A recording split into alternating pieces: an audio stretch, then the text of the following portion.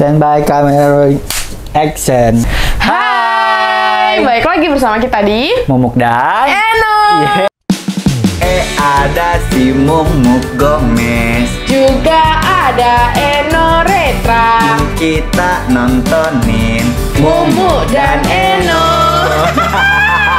Ini syuting kedua nih. Syuting kedua. Pindah ya? Iya, pindah lokasi. Kalau kemarin video pertama kita sudah bahas preparation dan vendor-vendor kita. Betul. Kali ini bisa jadi inspirasi. Sekarang kita mau bahas Jawab pertanyaan dari netizen tentang pernikahan. Kita udah open Q&A di Instagram kita masing-masing dan kita akan jawab beberapa pertanyaan yang pertanyaannya kiranya sama, kita rangkum jadi satu pertanyaan. Semoga ini bisa menjawab semua teman-teman. Ini aku udah banyak banget yang nanyain. Kok ini sih bukan ya? Iya. Ini aku udah banyak banget. Eno juga ya, kamu udah banyak banget juga ya? Juga udah dan lumayan sekarang banyak. kita akan jawab pertanyaannya. Oke. Yang pertama dari siapa Pertama dulu? dari kamu. Tapi taruh deh. Kita ganti-gantian aja. Iya boleh. Aku mau nyalain lampu ya? Iya, boleh. 1, 2, 3. Wah! Norski. Oke, pertanyaan pertama dari Novitasari I. Oh gitu. Banyak banget. I-nya 3. Oh iya. Kak, kenapa milih tetap nikah di Jogja, nggak milih sewa gedung di Jakarta biar kayak artis-artis yang lain? Emot ya? Gitu. Kenapa milih tetap nikah di Jogja? Yang pertama, keinginan orang tua. Betul. Orang tua aku. Jadi ibu aku tuh kayak semacam punya prinsip yang Filosofi. namanya filosofi, prinsip yang namanya anak perempuan itu kalau bisa untuk akad nikah memang harus di rumah, nggak boleh di gedung, even itu di Jogja dimanapun nggak boleh di gedung, tetap harus literally di rumah. Tapi memang dari awal kita pengennya ngajuinnya pertama di gedung. Di ya? gedung dan di Bekasi. Iya. Jadi kayak biar simpel aja, dia habis akad langsung resepsi di gedung gitu, kelar. Betul. Gitu. Tapi ternyata Pas kita diskusi, agak alot sih itu awalnya, karena ibu bener-bener kekeh banget. Kita udah kayak nego, ya udah di Jogja tapi di gedung gitu, nggak bisa di rumah titik gitu. Karena kata ibu aku maknanya ketika seorang anak perempuan itu dinikahkan, itu artinya laki-laki harus menjemput si anak perempuan itu keluar dari rumah gitu. Betul. Kayak minta izin dulu dari rumah si perempuan ini gitu. Tapi akhirnya kita mengerti ya, Iya. dan menghargai, dan alhamdulillah jadinya di Jogja. Iya. Aku nggak peduli, nggak kayak artis lain tuh, gue nggak peduli karena kayak ya masing-masing aja nggak Iya. sih. Oke, Next. kamu lah yang next. Kan aku udah satu. ya. Kak, gimana cara ngumpulin uang buat nikah? Oh, bagus tuh. Cara ngumpulin uang. Kalau dari aku, gimana ya? Dari aku gimana ya? Aku nggak ngumpulin yang gimana-gimana sih. Karena kan memang kondisi aku pas mau nikah ini, setelah beli rumah ini. Setelah beli rumah ini, duitnya tuh udah entek. Udah habis. Udah habis, terus kayak yang kan kamu udah beli rumah, kapan kita mau nikah gitu kan. Iya, tenang, aku udah beli rumah, tapi aku ngumpulin dulu buat beli nikah kan, karena memang aku usaha, udah diperhitungkan gimana setelah beli rumah, habis itu nikah. Jadi udah tahu nih misalkan dari profitnya usaha aku berapa, aku sisihin nih buat nikah. Bahkan sampai hamil berapa aku baru ngasih ke kamu ya. Kayak dicicil-cicil gitu, nih yang aku udah ada segini nih. Maksudnya aku nggak mau ngasih brek semua, karena ya aku namanya orang dagang, nggak pengen uangnya langsung habis gitu. Takutnya mendadak ada apa gitu kan di usaha aku. Jadi yang segini dulu, yang segini gitu. Jadi gitulah cara aku nabung. Cuman kalau misalkan ada yang lebih bagus, kalian harus ikutnya lebih bagus ya. Kalau dari aku sih karena mepet banget sebenarnya duit aku karena habis beli rumah gitu. Iya. Nah, kalau aku ngumpulin uangnya, gue mainnya sama bukan pekerja kantoran ya, yang tiap bulan dicicil gitu-gitu. Gambling abis. Kalau gue caranya adalah dengan cara, jadi tiap gue habis ada gajian gitu, misalkan 5 juta gitu. Ya udah, gue 3 juta itu udah gue langsung kasih ke WO. Betul. Kita nyicilnya, kita nabungnya bukan nabung rekening berdiri gitu, tapi emang udah kasih ke WO. Karena kita udah booking itu dari 6 bulan sebelumnya nikah gitu. Jadi udah deal, terus kita DP dulu. Nah, DP-nya juga kita dari yang kita punya aja gitu. DP kan juga nggak banyak kan, cuma berapa persen gitu.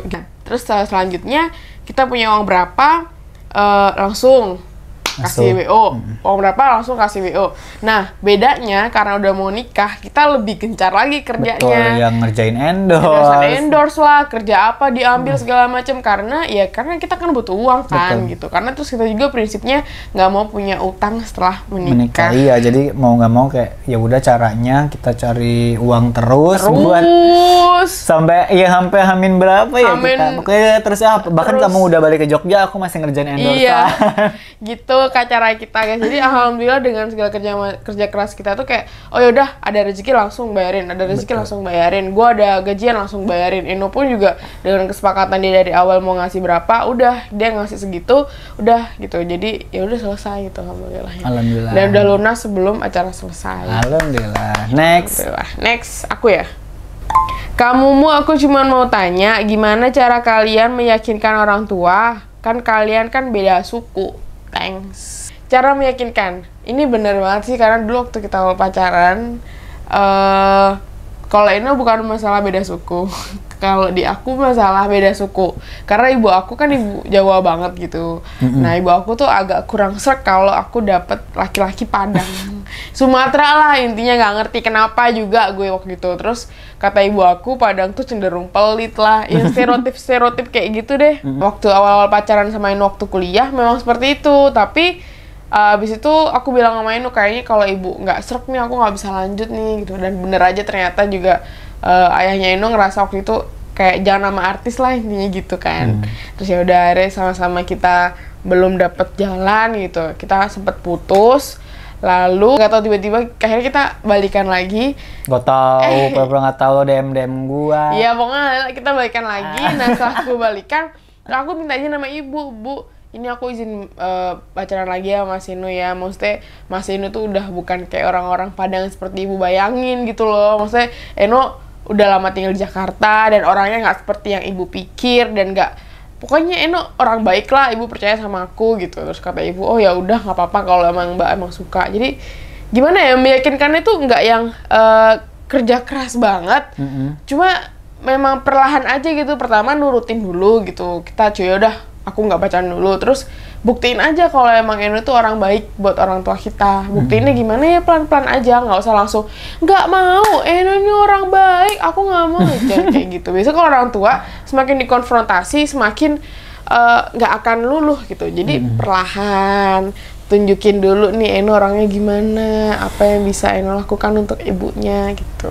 Paling itu sih. Kalau dari keluarga aku sih, kalau masalah budaya sih nggak terlalu ini sebenarnya, tapi mama pengennya tuh apa? Sesama Padang awalnya kan. Maksudnya karena dia udah tahu aku berhubungan sama kamu, ya udah nggak ada masalah sih sebenarnya. Jadi kalau mama tuh tipe orang yang nggak pernah memaksa anak-anaknya. Jadi kalau emang kamu suka ya udah, yang penting bertanggung jawab atas pilihan kamu. Gitu. Ya, next dari Lenta.22. Yang paling ribet antara Kaeno dan kamu. Aja bareng-bareng yuk. 1, 2, 3. Aku.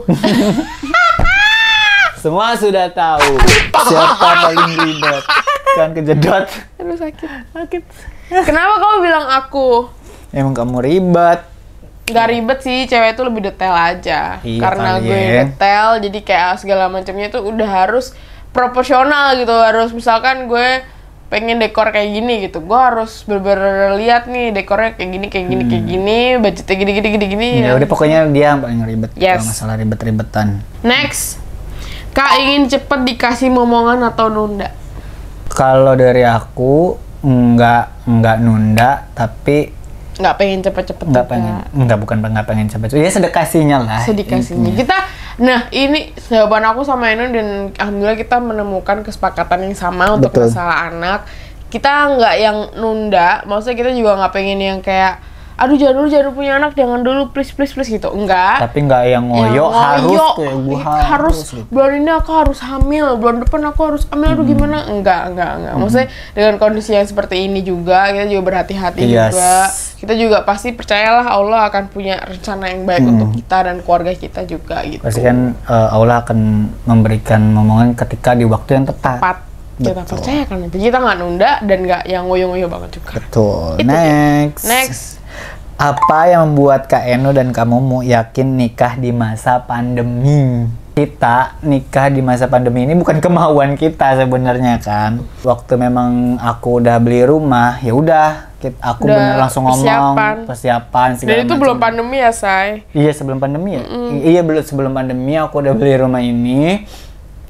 Dan ternyata pas udah aku ngomong segala macam udah persiapan buat nikah, ternyata pandemi gitu kan. Terus udahlah dipilih tanggal waktu itu 25 dan itu kasus juga udah turun ya, udah banyak orang mengadakan resepsi lah. Jadi kita ya udah aman gitu. Udah new normal, udah aman. 25 Juli udah dipilih. Ternyata di awal Juli adalah PPKM. Tiba-tiba. Gitu kan. Terus mau nggak mau kita nikah di masa pandemi. Yakin sih awalnya nggak yakin ya, maksudnya aku juga sempat mengajukan untuk dimundur aja gimana sama orang tuanya Mumu, tapi ternyata orang tuanya Mumu udah mempersiapkan segala macam dan kalau kita tunda itu kan kurang baik menurut orang Jawa juga. Jadi keluarga aku juga tetap harus terima, keluarga Mumu juga harus menerima kalau nantinya keluarga aku nggak datang banyak kan gitu maksudnya. Tapi alhamdulillahnya lancar, keluarga aku bisa datang lumayan banyak dan nikahnya juga bisa berjalan gitu sih. Yakin nggak yakin ya, mau nggak mau yakin. Jadi karena udah disiapkan dari lama banget, udah dapat hari, udah dapat tanggal, dan malah jadi satu hal yang buruk nanti kalau amit-amit harus diundur lagi. Betul. Alhamdulillah setelah selesai alhamdulillah nggak ada yang sakit. Iya, gitu, itu doang kita khawatirin ya dari awal gitu. Ya, alhamdulillah. Bisa sampai rumah masing-masing. Berangkat antigen, pulang antigen, itu. Jadi kita juga tenang juga semua. Jadi alhamdulillah masih sehat sampai sekarang. Karena apa? Karena kita juga berprokes banget. Kita menerapkan dari peraturan di Satgas Jogja harus cuma 6 orang pas akad, 6 orang. Terus pas sudah selesai akad, yang datang cuma keluarga inti maksimal 30. Nggak ada tamu sama sekali, cuma 30. Kita ikutin, pakai masker semua, semua. Aman, udah. Kita ikutin, alhamdulillah, dan semuanya lancar. Next. Berapa lama persiapan kamumu? Aku dulu cuma 2 minggu. Buset, 2 minggu. Keren banget. Keren banget lo, gambling lo. Kita aja 6 bulan. 6 bulan gak sih? Ini dari ericafe.17. Kita 6 bulan lebih yang. 6 bulan lebih lah, pokoknya sekitar 6 bulan lebih aja itu udah stres banget karena kan menurut aku persiapan yang agak lama itu bisa 1 tahun lah, maksudnya kalau dari idealnya yang buku nikah kita tuh 1 tahun karena kan? Banyak yang harus dipersiapkan. Kayak misalkan harus nyicil beli seserahan kan nggak murah juga dari pihak laki-laki kan pasti kayak pengen memberikan terbaik lah buat calon pengantin wanitanya gitu, harus beli ini beli itu dan itu biayanya nggak sedikit juga. Terus belum untuk masalah hari H-nya segala macam, terus belum banyak lah yang dipersiapin. Banyak banget. Ternyata banyak dari kita mikirnya menyepelekan kan kayak 6 bulan masih lama. Udah bayar WO, udah. Ternyata pas perintilannya yang minta duit tuh buat beli ini seserahan. Emang mau beli apa aja, di list dulu, dia list nih. Waduh yang segitu yang seserahannya. Ya udah aku kasih. Terus yang aku mau beli mas kawin, kamu mau berapa? Iya. Gitu. Cincin juga ternyata tidak murah ya. Tidak murah cincin nikah bos, gitu kan. Cincin selesai mahar. Aduh mahar apa ya? Ya segini kekecilan nggak ya? Iya makanya kayak 6 bulan. Waduh. Gokil. Gua kira tuh kayak udahlah bayar WA udah kelar, ternyata tidak. Dan ada orang 2 minggu. Gokil, ini pasti orang kaya nih. Iya, 2 minggu sultan mah nggak bebas ya. Sultan nih. Tapi menurut kami harus sih idealnya 1 tahun, tapi 6 bulan juga udah oke sih. Udah oke, kita masih bisa lah ya. Bisa karena nggak ada resepsi. Nggak ada resepsi. Jadi kayak tapi resepsi juga. Iya walaupun ada resepsi, Insya Allah masih bisa. Gitu. Jadi 6 bulan ya guys minimal ya, jangan 2 minggu. Tapi kalau kalian punya uang, it's okay. Next. Maaf kamu tanya, biaya termahal di bagian apa? Silakan Ibu Financeku. Ibu Finance, sebentar aku mau buka. Tapi kayaknya udah nggak usah kali. Enggak, pengen mastiin lagi. Iya, aku udah tahu sebenarnya. Kayaknya tenda. Sepertinya waktu itu tenda. Kan tenda aja di dalam paket udah ada harganya. Iya betul. Tapi karena nikahnya di halaman rumah Mumu dan rumah Mumu itu halamannya gede, tendanya membengkak. Salah dia, maaf, ternyata paling besar ada di catering. Catering berapa? Tapi kan berkurang lagi. Berkurang, kemarin kan tinggal 100. Ini udah invoice terakhir ya. Oh, berapa? 12 juta. Tenda? 9 juta, 9,5. Ya catering sama itulah tenda lah ya. Iya, tapi terbesar catering. Karena emang pasti catering paling besar. Soalnya apalagi ditambah catering kita nasi box, terus pakai goodie bag, segala macam gitu guys. Jadi memang kalau untuk anggaran pernikahan paling besar di catering. Kalau untuk tenda atau kita gedung, biasanya kan orang-orang gedung itu juga nomor 2 sih biasanya. Lumayan tuh sewa dan ininya. Tenda aku nomor 2 guys, yang paling besar. Mantap. Next. Kamu. Dari Randy RNWN. Nanti entah kapan bakal resepsi nggak, Kak? Kita sih nggak ngoyo pengen banget ada resepsi sih ya, karena udah ngerasain nikah gini. Ya buat apa lagi sih sebenarnya, mikirnya gitu, buat apa lagi sih. Cuman kalau ada rezeki lebih sih pengen. Cuman kalau nggak ada ya udah. Kalau misalkan ada endorse produk masuk, eksklusif brand ambassador, nggak apa-apa gitu kan. Maksudnya kalau itu ada rezeki lebih, tapi nggak tahu kenapa sekarang kalau emang ada rezeki lebih sayang aja. Iya, kalau walaupun kalau dari Momo kalau pernah ada rezeki lebih dia juga ngerasa sayang. Cuman kalau aku kalau ada rezeki lebih ya nggak apa-apa. Cuman lebih kayak, dan lebih lagi. Karena apa namanya ya, lagi kayak gini juga ngeri ngumpul-ngumpulin orang. Kita nggak ada yang tahu, bener banget. Kita kecuali corona udah kelar gitu. Literally kelar ya, nggak tahu kapan itu pun. Tapi nggak tahu kapan. Iya, masa ibaratnya kita nikah sekarang, misalnya setahun 2 tahun lagi baru resepsi, nggak mungkin kan? Nah itu dia, itu yang masih kita pikirin sih. Betul, tapi so far kita belum. Gak tau ya, gue masih ada trauma nyiap-nyiapin, tahu naik lagi kasus. Tapi pengennya sih kita ngundang teman-teman kerabat gitu ya, maksudnya kalaupun ada nih cuman buat dinner apa gitu lah, ayo nggak yang gede-gedean banget ya, syukuran lah ibarat paling gitu sih. Dan itu pun kita juga belum tahu kapan nih. Iya, nggak tahu masih kayak gini kondisi. Nggak pengen bukan gitu. Prioritas kami iya, banget bukan lah. Tuh, oke, next dari Fauziah Irma. Pas persiapan nikah ribet gak sih, Kak? Kok aku jadi banyak berantem karena beda pendapat? Alhamdulillah ya. Ribet apa enggaknya nih? Kita nggak ribet sih. Nggak ribet sih, karena sebenarnya ini loh, ini bagusnya gini guys. Karena Eno udah menyerahkan ke gue, karena kan emang nikahnya di Jogja. Jadi gue yang dari awal nyari WO, vendor-vendor, dealing vendor-vendor segala macam. Jadi gue nggak banyak debat sama dia. Gue tuh ke Eno cuman sebatas approval aja. Iya, yang aku mau pakai ini, iya kamu suka nggak? Iya bagus nih, oke gitu. Misalnya Eno, yang ada yang lain nggak ya? Aku coba cari yang lain. Terus kata Eno, oke nih, ini oke nih. Oh ya udah oke. Udah, jadi gak banyak yang debat ya, karena emang udah di final resultnya di gue. Terus gue minta approval dia. Kalau dia udah approval, udah tinggal ngasih tahu WO, oke kita deal pakai vendor ini selesai. Alhamdulillah sih kita malah nggak banyak berantem nih masalah keluarga itu. Gue nggak ribet, gue yang nggak ribet. Privilege jadi, guys. Udah aman gitu. Parah. Mungkin kayak ngomong sama keluarganya nggak tahu ya. Kalau gimana? Keluarga kamu juga nggak ribet? Enggak lah, soalnya mereka mikir kan aku yang bayar. Iya. Jadi keluarga, kalau ini bedanya, ada beberapa temen aku yang kebetulan karena emang keluarganya yang turut campur dalam jadi hal banyak bayar. Gitu ya. Jadi keluarganya juga banyak punya gitu. ngerasa punya hak untuk berinterupsi gitu. Pengen ini, pengen itu. Nah kalau kemarin itu karena full gua main berdua, jadi nggak terlalu banyak interupsi. Jadi nggak terlalu banyak interupsi dan emang fokusnya di kita aja. Jadi itu lebih mudah dan nggak ribet aja sih. Ya paling ada masukan-masukan doang. Gitu. Itu boleh sih. Adat sih lebih ke adat. Berarti kalau kita nggak ribet dan banyak berantem nggak ada. Kita malah berantem karena masalah mundur apa enggak, kayak ini mau mundur apa enggak nih, gimana masalah berantem waktu. juga Nggak berantem juga sih, cuma aja. diskusi doang gitu juga. Gara-gara ini corona aja malah. Sedih doang sih. Sedih kayak ini kita gimana mau ngundang orang apa enggak, udah hamin berapa itu ya, ngundang apa enggak. Bingung ya, parah. Ya udah kayaknya enggak. Oke, next. Infoin persiapan ini dari Ade Tora. Infoin persiapan administrasi, persiapan apaan sih lu, Dek?